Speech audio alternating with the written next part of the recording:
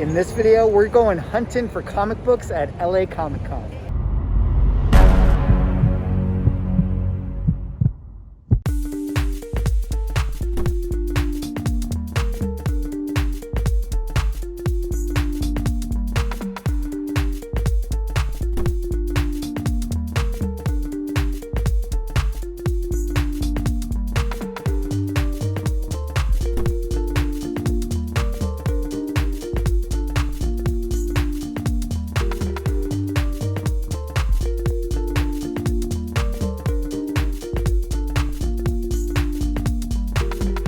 Ladies and gentlemen, welcome back to another video with Spec.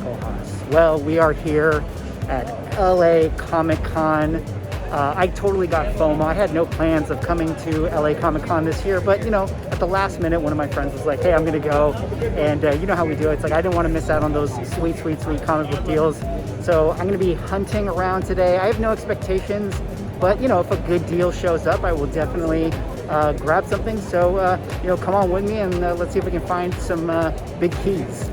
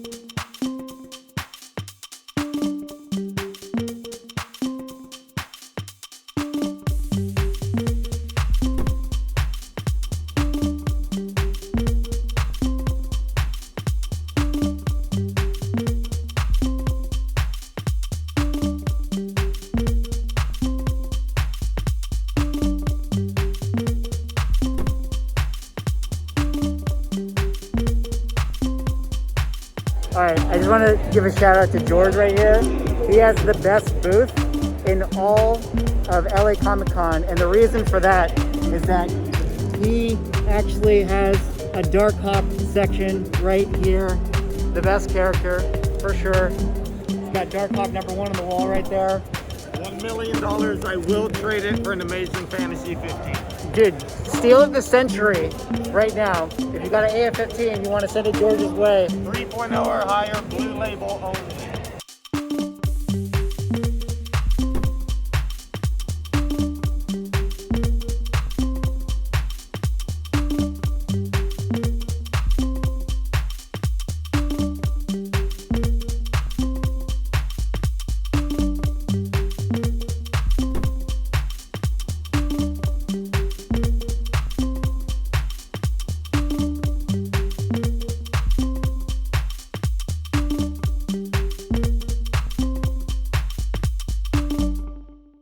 All right, I'm with David. David was telling me about this Star Wars collection. You gotta tell the people. So what's the deal here? About 10 years ago, this guy bought an abandoned locker in North Hollywood, and it turns out the contents of that locker were 40 banker's boxes. And if you want to get a close-up of the label, it's up here. You can see. What does that say right there?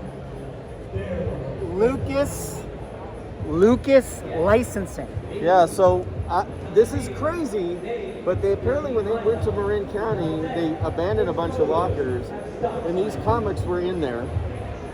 And I've been sort of aggregating them and sorting them out over the last couple of years and sending them to CGC to get graded.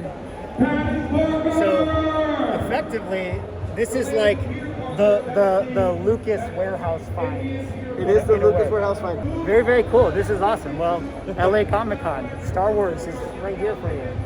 Well, it was a long day. It's dark now, which means it's time to go home. So let's go back, see how I did here with this huge stack that I got. Well, I hope you guys enjoyed that footage. I had a lot of fun at LA Comic Con. Unfortunately, I was only able to go for one day out of the 3. I would have loved to, spend more time there, do more hunting, talk to more people. I met a lot of great people. I did pick up a lot of good books. Didn't go too crazy. I mean, I spent around $300. So, depending on if you think that's crazy or not, I don't know. But, I didn't necessarily buy like a huge, massive key or anything like that. But I did get a lot of cool stuff. So let's get into the fun stuff here and kind of show off this stack that I got.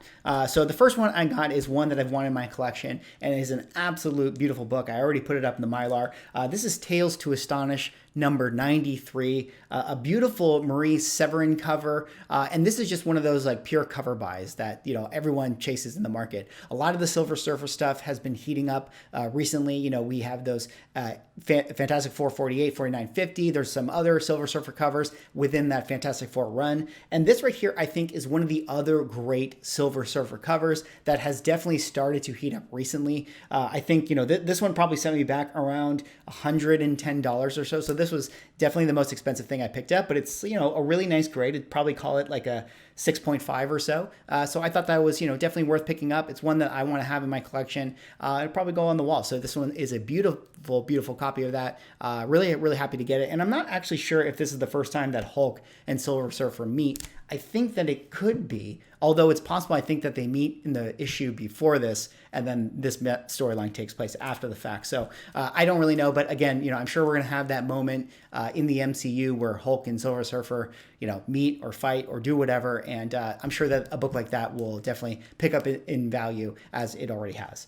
All right, the next one I got here, again, just another cover buy. There's not too many cover buys that I think are, speculative cover buys, but this one right here I do think is a really interesting one, and this is Silver Surfer number 15, a beautiful cover of the Human Torch and the Silver Surfer going against each other. And I kind of feel like if we were the current comic book market today and we got that Fantastic Four film with the Silver Surfer and we had those moments in the trailer where Chris Evans was up against the Silver Surfer, a book like this would definitely heat up in the market. But I do actually think that we might get another moment like that. We might get a Human Torch Silver Surfer moment. And I could see this being kind of a book that people really chase after a moment like that. I mean, it's a beautiful cover. I love the blocking of this. It actually kind of reminds me of that Submariner Human Torch cover in the Strange Tales series. All right, this next book is one that I definitely got for a steal. This is Strange Tales number 179. And what is the significance of this? Well, this is the first appearance of Pip the Troll. I found this in a back bin. I think it was like $6, so definitely a steal. I mean, it is like a 5.0. It's got a big kind of dog ear right here, color breaking crease. But again, a book like this for the deal, I mean, definitely worth picking up. And, this is one that absolutely went crazy in the market because of the fact that, we got, well, spoilers right here. We got this character, maybe they showed up in, a certain movie recently. All right, this next book I got is one that has been, hot recently in the market. And this one is Moon Knight number 3, first appearance of Midnight Man. I actually got this one for about $15, which I think was a pretty good deal overall, considering what they go for on eBay. And this is one that I probably just picked up for spec. I mean, I know a lot of people are anticipating the Moon Knight series. A lot of the Moon Knight keys are, definitely going up in price. And this one right here, it has been confirmed that Midnight Man is going to be playing a role in the Moon Knight show. So I figured, hey, why not? Let me pick it up. It's a beautiful cover, Sienkiewicz cover, very satisfying for a first appearance of a character like this. All right, this next book I got right here is actually Submariner number 19. And this is the first appearance of the character known as Stingray. Now, this, of course, is sort of a long-term spec, right? I mean, I don't think that Stingray is going to be showing up too soon in the MCU, but he is an interesting character. He's definitely had his moments in comic books, and I do think that the price on this thing was worth it because I got it for $8 right there. You can see at the bottom. So I thought that this was a good pickup. I like books like this, a solid first appearance, a Silver Age book, Submariner's getting hot. I think he's an interesting character. Could make his way in the Submariner universe. Like, I feel like if they ever do a Submariner film, maybe not Submariner #1, are we going to see Stingray? But he's like that total character that you would see in that Submariner #2 MCU film eventually. All right, these next books bring a smile to my face. Maybe the most exciting books that I discovered when I was out hunting. Now, you saw me talking about Darkhawk in the montage, and I ended up picking up 3 Darkhawk books. And these are really, really cool. This is Darkhawk #49 and 2 copies of Darkhawk #50. Now, let me give you guys a little hunting tip when you're out there. Don't overlook the Darkhawk bins. I'm telling you, don't overlook the Darkhawk bins, because this book right here, 49 and 50, these are so hard to find, these books. They're very, very, very rare. And there's a lot of people out there like me who love Darkhawk, who need to complete their runs. And finding 49 and 50 is some of the hardest things to do. These command quite a premium on eBay. I think the last sold for each of these was around the $100 range or so. So I picked each of these up for like 10. This would have been 12. So 10, 12. Definitely really great steals in my opinion. I absolutely love these covers. I mean, this is the first appearance of Overhawk. I mean, nobody really cares about Overhawk. They've retconned Darkhawk's storyline so many times. And then this right here is just a beautiful issue, #50. Just a great Darkhawk cover. I really love this thing. So I got 2 copies of it. I mean, I already own all of these books. But anytime I see these, I feel like they're good pickups, especially if they're something that you want to trade into something else eventually, which is why I did pick them up. All right, this next book here I got is another cool one. I've already had this one, but this is a Marvel Team Up #15. First appearance of the Orb. The Orb is that villain who's got the big eyeball on his head. People love these kind of Marvel team-ups. This may be the first time that Ghost Rider and Spider-Man meet. I actually don't know off the top of my head. Let me know in the comments if you guys know. But one that I do see commanding a premium overall. So, you know, anytime I go in those back bins, those 20% off back bins, and find them for like $5 or whatever, I'm always picking up that book. This is another book right here. Similar situation. Marvel Secret Wars #3. First appearance of Titania. Of course, Titania is a villain confirmed for the She-Hulk show. And this is a book that, you know, I still think is pretty affordable overall. And I feel like has a lot of room to grow. I don't think we're anywhere near the ceiling on a book like this, although I'm sure there are lots of copies out there, which is always going to kind of curb the value for a book like this. But I think that Titania is going to surprise us. I think she's going to be a great character in the MCU. I think she's had a long run in Marvel comic books. I like the actress playing her. She's really, really funny if you've ever seen The Good Place. So I think that there's, you know, stuff that they can do with that character overall. All right, these next 2 books I picked up are really more for the PC. This first one, I was in the Doctor Strange aisle, and I picked up a Doctor Strange #170, a book I already have, but I really love this book. It's one of my favorite covers there might be in comic books. I love the character of Nightmare. This is actually probably going to be Nightmare's 4th appearance, but I am almost certain that this is Nightmare's first cover appearance. But if you're a big Nightmare fan out there, I mean, it doesn't get any better than this cover right here. And I don't think that we're going to be getting Nightmare in Doctor Strange 2, but, you know, I do think that it's possible that we get Nightmare some point in the future, maybe like a Midnight Suns movie. This other book I got right here, Doctor Strange #177. This is the first appearance of this new costume version of Doctor Strange when he was wearing his hood right there. It's a beautiful cover.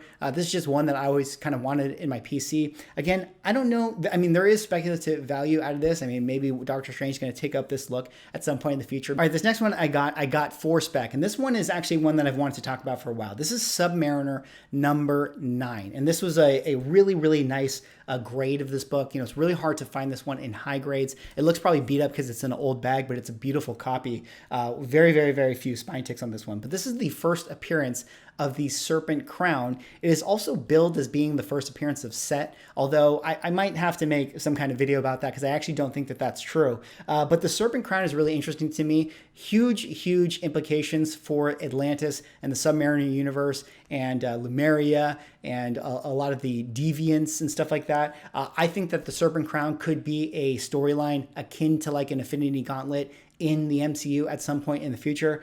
So I like this book overall for its speculative value. Guess I was doing a lot of cover buys in my hunt this week, but this is Avengers #129. Just a beautiful Kang cover. I think I found this in a back bin for like a couple dollars. So this is one that, you know, is really, really hot right now. Everyone wanting to get their hands on those Kang books. You know, if you're someone who can't afford Avengers #8, but you want a great Kang cover, I would definitely recommend #129. I think that this one is really, really, really cool. All right, this next book here is Uncanny X-Men number 244, first appearance of Jubilee. This is a book that I do tend to come across this one quite often, except it's always being charged at a price that I feel like is the realized version of the value for this book, as opposed to the value which I myself want to pay for it. Finally, I found a copy that was being charged under FMV, and I decided to swoop this one up. All right, the last couple of books I got, I'll kind of rapid fire through. This one right here is Thor number 135. This is the second appearance of the High Evolutionary. It's also the first appearance of Fafnir, I believe that it is. If you're a big Thor fan, you know who Fafnir is. But this is one that I got, at a steal of a deal. Again, I'm a huge believer in High Evolutionary, so anytime I see 134 or 135 being sold at a good price, I'm going to pick them up. Next two books I got right here, two copies of Doctor Strange number 31. This is the first appearance of the Fear Lords. I think this is a really interesting book. This is one that I talked about in my Sleeper Spec books with Swaggle Haas. I really do think that there's something interesting about the Fear Lords. A lot of rumors going on around them. We had a Fear Lord in Shang-Chi. He was the main boss of the last film. I don't really know what they're going to do with them. I don't know if there's a grand plan, so to speak. But also, I feel like if they're going to introduce them in Shang-Chi, I feel like, you're probably going to want to explore that story in the future. All right, these next two books, two ones here, Amazing Spider-Man 257. Again, these were like some $2 bin finds. This one was really interesting to me because this is a Mark Jewelers insert, so I don't know if that's exceptionally rare for a book like that. All right, and the last two books I got here are two Avengers books. This one right here, Avengers number 71. Now, I already have this book in my collection, but I wanted to get this one because this was an upgrade, and I absolutely love this Buscema cover right here. This is the first appearance of the Invaders, as you can see right there. It says on the label. This is also when Black Knight joins the Avengers, so there's kind of some speculative value here, but I really do love this book. I think it's a beautiful cover. This is a great book to own. You can see right there, I got it for $45, but I got a 20% off on it, so I can't do math, but you guys will figure out the price for me. But this is a great book, higher grade than the one I already had in my collection, so I wanted to trade up on this one. And then this one right here is a book that I needed. Happy to check this one off the list. This is Avengers number 53, just an X-Men crossover, one that I think is usually pretty expensive because it's sort of a cover buy. Anytime you get the Silver Age, X-Men and Avengers in the same comic book on a cover like this, it always commands a premium. So another book I got for $40 right there, 20% off. You guys figure out the math. So Avengers number 53, you can check this one off the list. One that I was definitely hunting. I didn't see any Avengers 57s or 48s that I felt were being charged at a good price. But overall, I'm really, really happy with the hunt, especially this one right here, Tales to Astonish number 93. A beautiful, beautiful cover.